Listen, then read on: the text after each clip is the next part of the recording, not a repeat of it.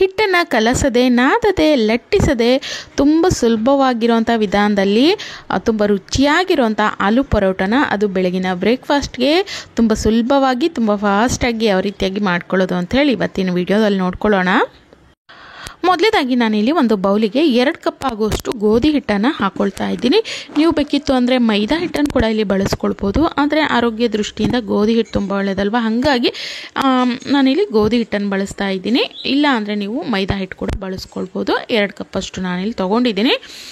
ಈ ಒಂದು ಹಿಟ್ಟಿನ ಜೊತೆಗೆ ನಾನಿಲ್ಲಿ 2 ಮೀಡಿಯಮ್ ಸೈಜಿನ ನೋಡಿ ಈ ಒಂದು ಸೈಜಿನ ಆಲೂಗಡ್ಡೆನ ಬೇಯಿಸಿ ಇಟ್ಕೊಂಡಿದ್ದೀನಿ. ಈ ಒಂದು ಬೇಯಿಸಿರೋವಂಥ ಆಲೂಗಡ್ಡೆ ಏನಿದೆ ಅದನ್ನು ತುರ್ಕೊಳ್ಬೇಕು. ನಾವು ಕೈಯಿಂದ ಹಿಸ್ಕ್ ಹಾಕೊಳ್ಳೋದ್ರಿಂದ ಗಂಟುಗಳು ಅಲ್ಲಲ್ಲೇ ಉಳಿಯುತ್ತೆ, ಹಾಗಾಗಿ ಈ ರೀತಿ ತುರಿದ್ಬಿಟ್ರೆ ತುಂಬ ನೀಟಾಗಿ ನಮಗೆ ಕಲಿಸ್ಕೊಳ್ಳೋದಕ್ಕೆ ಈಸಿ ಆಗುತ್ತೆ. ಜೊತೆಗೆ ಅಲ್ಲಲ್ಲಿ ಗಂಟುಗಳು ಸಿಗೋದಿಲ್ಲ ಅಂಥೇಳಿ ಈ ರೀತಿಯಾಗಿ ಮಾಡ್ಕೊಳ್ಬೇಕು. ಆನಂತರ ಒಂದು ಚಿಟಿಕೆ ಅರಿಶಿನ ಹಾಕ್ಕೊಳ್ತಾ ಇದ್ದೀನಿ. ನಿಮಗೆ ಖಾರಕ್ಕೆ ಎಷ್ಟು ಬೇಕೋ ಅಷ್ಟು ಅಚ್ಕಾರದ ಪುಡಿ, ಒಂದು 1/4 ಟೀ ಸ್ಪೂನ್ ಆಗುವಷ್ಟು ಗರಂ ಮಸಾಲ, 1/2 ಟೀ ಸ್ಪೂನ್ ಆಗುವಷ್ಟು ಧನಿಯಾ ಪೌಡ್ರು, ರುಚಿಗೆ ತಕ್ಕಷ್ಟು ಉಪ್ಪು, ಒಂದು 1/2 ಟೀ ಸ್ಪೂನ್ ಆಗುವಷ್ಟು ಜೀರಿಗೆ ಹಾಕ್ಕೊಳ್ತಾ ಇದ್ದೀನಿ. ಜೊತೆಗೆ ಒಂದು ಹಿಡಿ ಆಗುವಷ್ಟು ನಾನಿಲ್ಲಿ ಕೊತ್ತಂಬರಿ ಸೊಪ್ಪನ್ನು ಕಟ್ ಮಾಡಿ ಹಾಕ್ಕೊಳ್ತಾ ಇದ್ದೀನಿ. ಹಾಕ್ಕೊಳ್ಳಿ, ತುಂಬ ಚೆನ್ನಾಗಿರುತ್ತೆ, ಫ್ಲೇವರ್ ತುಂಬ ಚೆನ್ನಾಗಿ ಬರುತ್ತೆ.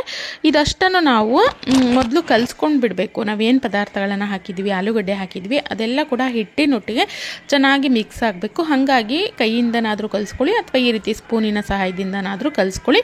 ಈ ರೀತಿ ಕಲಿಸ್ಕೊಂಡಿರೋಂಥ ಹಿಟ್ಟೇನಿರುತ್ತೆ ಇದಕ್ಕೆ ನಾನಿಲ್ಲಿ ಯಾವ ಕಪ್ ಅಳತೆಗೆ ಹಿಟ್ಟನ್ನು ತೊಗೊಂಡಿದ್ನಲ್ಲ ಅದೇ ಕಪ್ ಅಳತೆಯಲ್ಲಿ 1 ಕಪ್ ಆಗುವಷ್ಟು ನೀರನ್ನು ಮೊದಲು ಸೇರಿಸ್ಕೊಂಡಿದ್ದೀನಿ. ಆನಂತರ ಮತ್ತೆ 1 ಕಪ್ಪಲ್ಲಿ ಒಂದು 1/2 ಕಪ್ ಆಗುವಷ್ಟು ಸೇರಿಸ್ಕೊಂಡು ಈ ಒಂದು ಹಿಟ್ಟನ್ನು ಸ್ವಲ್ಪನೇ ಗಂಟಾಗ್ದಲೇ ಇರೋ ಹಾಗೆ ನೀಟಾಗಿ ಕಲಿಸ್ಕೊಳ್ಬೇಕು. ನೋಡಿ, ಸಂಪೂರ್ಣವಾಗಿ 2 ಕಪ್ಪನ್ನು ಹಾಕಿದ್ದೀನಿ.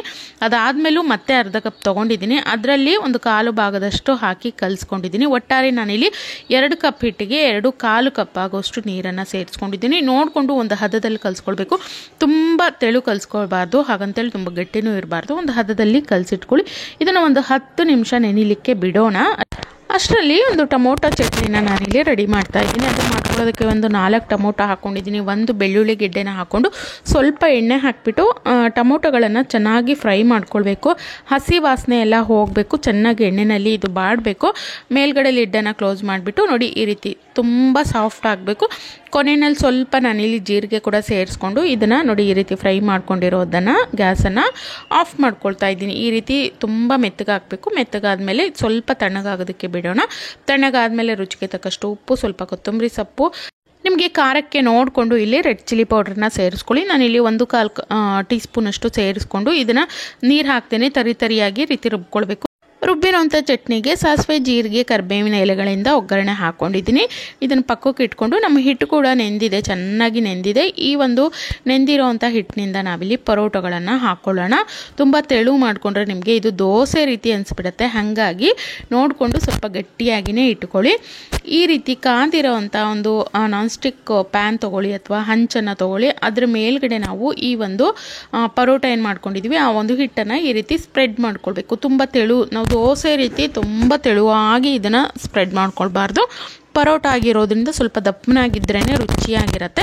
ನೋಡಿ ಈ ರೀತಿ ಮೊದಲು ಎಣ್ಣೆ ತುಪ್ಪ ಏನೂ ಹಾಕಬಾರ್ದು, ಹಾಗೆಯೇ ಪ್ಲೇನಾಗಿ ಬೇಯಿಸ್ಕೊಳ್ಳಿ. ಆನಂತರ ನಿಮಗೆ ಇಷ್ಟ ಆಯಿತು ಅಂದರೆ ಬೆಣ್ಣೆ ಹಾಕ್ಕೊಳ್ಬೋದು, ತುಪ್ಪ ಹಾಕ್ಕೊಳ್ಬೋದು ಅಥವಾ ಎಣ್ಣೆನಾದರೂ ಹಾಕ್ಕೊಂಡು 2 ಬದಿ ಮತ್ತೆ ಚೆನ್ನಾಗಿ ಬೇಯಿಸ್ಕೊಳ್ಳಿ. ಈ ರೀತಿ ನೀವು ಅದನ್ನು ಪ್ರೆಸ್ ಮಾಡಿ ಬೇಯಿಸ್ಕೊಳ್ಬೇಕು. ಯಾಕಂದರೆ ಸ್ವಲ್ಪ ದಪ್ಪನಾಗಿರುತ್ತಲ್ಲ, ಹಾಗಾಗಿ 2 ಬದಿ ಚೆನ್ನಾಗಿ ರೀತಿ ಬೇಯಿಸ್ಕೊಂಡ್ರೆ ತುಂಬ ರುಚಿಯಾಗಿರುವಂಥ ಪರೋಟ ತುಂಬ ಸುಲಭವಾಗಿರುವಂಥ ವಿಧಾನದಲ್ಲಿ ರೆಡಿ ಆಗೋಗುತ್ತೆ. ನೋಡಿ, ಪರೋಟ ಅನ್ನುವಂಥದ್ದು ರೆಡಿಯಾಗಿದೆ. ಇದೇ ರೀತಿಯಾಗಿ ನಾನು ಉಳಿದಿರೋಂಥ ಎಲ್ಲ ಪರೋಟಗಳನ್ನು ಮಾಡ್ಕೊಳ್ತಾ ಇದ್ದೀನಿ. ಖಂಡಿತವಾಗ್ಲೂ ಬೆಳಗಿನ ಗಡಿಬಿಡಿ ಸಮಯದಲ್ಲಿ ಹಿಟ್ಟು ಕಲಸಿ ಅದನ್ನು ಪಲ್ಯದ ರೀತಿ ಮಾಡಿ ಲಟ್ಟಿಸಿ ಆಮೇಲೆ ಬೇಯಿಸಿ ಅದೆಲ್ಲ ಮಾಡೋದಕ್ಕಿಂತ ಖಂಡಿತವಾಗ್ಲೂ ತುಂಬ ಸುಲಭವಾಗಿರುವಂಥ ವಿಧಾನ. ಟೇಸ್ಟ್ ಮಾತ್ರ ತುಂಬ ರುಚಿಯಾಗಿರುತ್ತೆ. ಖಂಡಿತ ಒಮ್ಮೆ ಟ್ರೈ ಮಾಡಿ ನೋಡಿ, ಮಕ್ಕಳಿಗಂತೂ ತುಂಬಾ ಇಷ್ಟ ಆಗುತ್ತೆ. ಜೊತೆಗೆ ರೋಲ್ ಮಾಡ್ಕೊಂಡು ಹಾಗೆ ತಿನ್ನಲಿಕ್ಕೂ ಕೂಡ ತುಂಬಾ ಇಷ್ಟಪಡ್ತಾರೆ. ಇದರೊಟ್ಟಿಗೆ ನೀವು ಮೊಸರು ಕಳಿಸ್ಬೋದು, ಬ್ರೇಕ್ಫಾಸ್ಟಿಗೆ ಲಂಚಿಗೆ ಕೂಡ ಕೊಡ್ಬೋದು. ಇದನ್ನು ಚಟ್ನಿ ಪುಡಿಗಳ ಜೊತೆ ಅಥವಾ ಹಾಗೆ ಪ್ಲೇನ ಕೂಡ ತಿನ್ಬೋದು, ಅಥವಾ ಕಾಯಿ ಚಟ್ನಿ ಜೊತೆ ತಿನ್ಬೋದು, ಅಥವಾ ನಾನು ಮಾಡಿರೋಂಥ ಈ ರೀತಿ ಟೊಮೊಟೊ ಚಟ್ನಿ ಜೊತೆಗಂತೂ ತುಂಬಾ ಚೆನ್ನಾಗಿರುತ್ತೆ. ಖಂಡಿತ ಒಮ್ಮೆ ಟ್ರೈ ಮಾಡಿ ನೋಡಿ.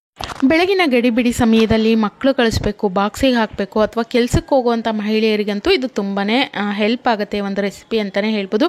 ಪಟಾಫಟ್ ಅಂತೇಳಿ ಹಿಟ್ಟು ಕಲಿಸ್ಕೊಂಡ್ಬಿಟ್ರೆ ಪರೋಟ ಅನ್ನುವಂಥದ್ದು ರೆಡಿ ಆಗುತ್ತೆ. ಟ್ರೈ ಮಾಡಿ ನೋಡಿ. ನಾನು ಸಿಗ್ತೀನಿ ಮತ್ತೊಂದು ಹೊಸ ರೆಸಿಪಿಯೊಂದಿಗೆ. Thank you.